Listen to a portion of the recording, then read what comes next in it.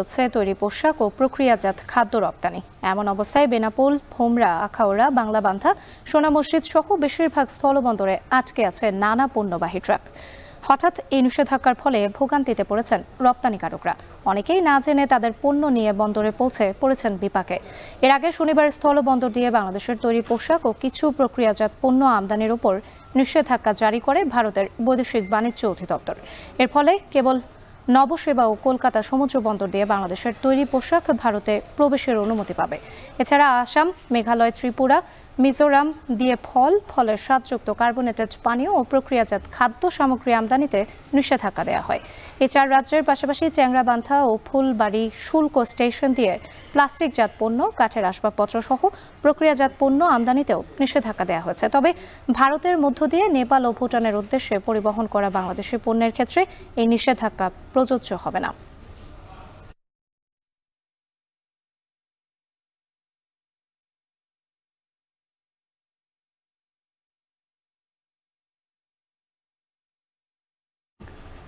স্থলবন্দর দিয়ে বাংলাদেশের নানা পণ্য আমদানির উপর ভারতের নিষেধাজ্ঞার প্রভাব পড়েছে দেশের স্থলবন্দরগুলোয়। এ নিয়ে আরও জানাতে ব্রাহ্মণবাড়িয়ার আখাউড়া স্থলবন্দর থেকে যুক্ত হয়েছেন আজিজুল সঞ্চয় এবং যশোরের বেনাপোল স্থলবন্দর থেকে যুক্ত হয়েছেন রিপন হোসেন। প্রথমে চলে যেতে যাই ব্রাহ্মণবাড়িয়া সঞ্চয়ের কাছে। সঞ্চয়, আমদানিতে ভারতের নিষেধাজ্ঞায় আখাউড়া স্থলবন্দরে কি ধরনের প্রভাব পড়েছে জানাবেন?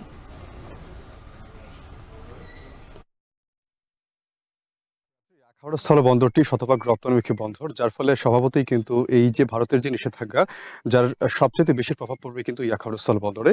এবং যে ৬টি পণ্যের কথা আসলে আমরা যেটি জানতে পেরেছি ভারতীয় যে প্রজ্ঞাপনের মাধ্যমে, এই ৬টির মধ্যে অন্তত ৪টি পণ্য কিন্তু এই বন্দর দিয়ে নিয়মিত রপ্তানি হয়। বিশেষ করে প্রক্রিয়াজাত খাদ্যপণ্য যেমন চিপস, বিস্কিট, তারপর যেই বিভিন্ন যে ম্যাঙ্গো ড্রিঙ্কস, এই ধরনের কিছু পণ্য আছে। এছাড়া আরও কিছু যেমন ফলের স্বাদযুক্ত জুস সহ এবং যে তুলা, এই কয়েকটি পণ্য কিন্তু নিয়মিত এই বন্দর দিয়ে ভারতে রপ্তানি হয়। এবং আমরা এখানকার ব্যবসায়ীদের সঙ্গে কথা বলে যে তথ্যটি পেয়েছি, যে এখানে প্রতিদিন এসব পণ্য অন্তত ৪০ থেকে ৪৫ লক্ষ টাকার রপ্তানি হয়ে থাকে। যার ফলে আসলে এটি কিন্তু এখানকার যে রপ্তানির একটি বড় রপ্তানি আয়ের কিন্তু একটি বড় উৎস বলা যেতে পারে এই পণ্যগুলো। এবং এখানকার ব্যবসায়ীরা যেটি বলছেন যে এই ভারতের এই নিষেধাজ্ঞার ফলে এখন এই বন্দর রপ্তানি অন্তত ৩০% পর্যন্ত কমে যাওয়ার শঙ্কা রয়েছে। তবে এখানকার ব্যবসায়ীরা বলছেন যে মূলত ভারতের সঙ্গে যে কূটনৈতিক টানাপোড়েন চলছে, সেটির জেরেই এই ভারতীয় সরকার এই একটি সিদ্ধান্ত নিয়েছে বলে তারা এখানে ধারণা করছেন। এবং তারা বলছেন যে যেহেতু বাংলাদেশের অন্তর্বর্তী সরকার যেন আগ্রহী হয়ে যেন ভারতের সঙ্গে এই কূটনীতিক যে সমস্যা যেটি চলছে সেটি নিরসন করে, যেহেতু দুই দেশের মধ্যে একটি বাণিজ্যিক সম্পর্ক রয়েছে এবং আখাউড়া স্থলবন্দর সহ কিন্তু বেশ কয়েকটি বন্দর দিয়ে বিপুল পরিমাণ পণ্য ভারতের রপ্তানি হয়ে থাকে। সেক্ষেত্রে এই রপ্তানি বাণিজ্যটি স্বাভাবিক রাখার জন্য এবং দুই দেশের সম্পর্ক উন্নয়নের ক্ষেত্রে অন্তর্বর্তী সরকারকে কিন্তু তারা অনুরোধ করছেন যে তারা যেন ভারতের সঙ্গে কথা বলে এই যে একটি কূটনৈতিক টানাপোড়েন চলছে সেটি নিরসন করে যেন এই বাণিজ্যিক সম্পর্কটি যেন আরো উন্নত করা যায়, সে বিষয়টি কিন্তু তারা চাচ্ছেন। তবে আমরা এখানকার যারা বন্দর কর্তৃপক্ষ আছেন তাদের সঙ্গে আমরা কথা বলেছিলাম, বিশেষ করে আখাউড়া স্থল বন্দরের সহকারী পরিচালক মাহমুদুল হাসানের সঙ্গে আমি কিছুক্ষণ আগে কথা বলেছিলাম। তারা বলছেন যে তারা এই যে ভারতীয় যেসব নিষেধাজ্ঞার কথা তারা ইতিমধ্যে গণমাধ্যমে তারা পেয়েছেন, তবে এখনো পর্যন্ত তাদের কাছে কোনো ধরনের দাপ্তরিক চিঠি আসেনি, যার ফলে তারা বলতে পারছেন আসলে এখানকার বাণিজ্যটি আসলে কোন দিকে যায়। তবে ইতিমধ্যে ব্যবসায়ী যারা নেতৃবৃন্দ আছেন, বিশেষ করে আখাউড়া স্থল বন্দরের সিএন্ডএফ এজেন্টস অ্যাসোসিয়েশনের সহ সভাপতি নিশারউদ্দিন ভূঁইয়ার সঙ্গে আমি কথা বলেছিলাম। তিনি বলছেন যে তারা যেহেতু আসলে এই বন্দর দিয়ে হাতে গোনা কয়েকটি পণ্য রপ্তানি হয়, তার মধ্যে কিন্তু এই ভারতের যেসব নিষেধাজ্ঞা রয়েছে, যেসব পণ্য, সেই পণ্যগুলো রয়েছে এবং এটি আসলে দ্রুত সমাধান না করে গেলে সেক্ষেত্রে বন্দর রপ্তানি বাণিজ্যে কিন্তু মারাত্মক প্রভাব পড়বে। তো রাত্রি আমার কাছে এই ছিল এখান থেকে এই আমদানি রপ্তানি বাণিজ্য সংক্রান্ত সবশেষ তথ্য। এবার যেতে চাই যশোরের রিপনের কাছে। রিপন, আপনার কাছে জানতে চাই সকাল থেকে বেনাপোল স্থলবন্দরের রপ্তানি পরিস্থিতি নিয়ে সবশেষ কি তথ্য রয়েছে? আসলে যে বেনাপোল বন্দর রয়েছে, স্থল বন্দর, এই বন্দর দিয়ে প্রতিদিন প্রায় ৪ থেকে ৫ লাখ পণ্য কিন্তু আমদানি রপ্তানি হয়ে থাকে। এক্ষেত্রে ৩ থেকে ৪০০ ট্রাক পণ্য কিন্তু এই রপ্তানি হয়ে থাকে। এই রপ্তানির প্রভাব কিন্তু পড়েছে, আমরা দেখেছি যে বেনাপোল স্থল বন্দরে যে যারা ব্যবসায়ী তারা বলছেন যে নতুন করে যারা যে রপ্তানির যে পণ্যগুলোর নিষেধাজ্ঞা দিয়ে আছে সেই পণ্যগুলো আসছে না।